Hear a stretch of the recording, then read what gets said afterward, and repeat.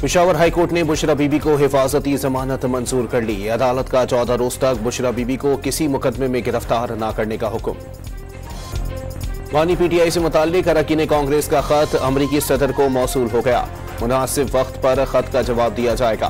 तर्जुमान अमरीकी महकमा खारजा Matthew Miller की प्रेस ब्रीफिंग। वफाकी वजीर इत्तलात ने 27वीं आईनी तरमीम के इम्कान को मुस्तरद कर दिया। हुकूमत 27वीं आईनी तरमीम पर गौर नहीं कर रही। कयास आराइयों से परहेज किया जाए। अता तारर की निजी टीवी से गुफ्तगू। वफाकी वजीर कानून आजम नजीर तारड़ ने 27वीं तरमीम लाने की बातें कयास आराइयां करार दे दी। MQM का बल्दियाती इख्तियारात का बिल और मिलिट्री कोर्ट्स का मामला शामिल हो सकता है। कई लीगी रहनुमाओं की राय।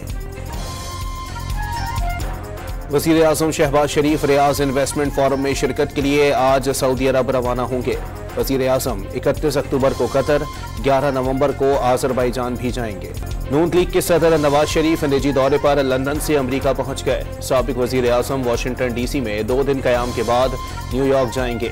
अमरीका में नवाज शरीफ मकामी मुस्लिम लीगी कारकुनान से मिलेंगे। 1 हफ्ता गुजार कर वापस लंदन चले जाएंगे।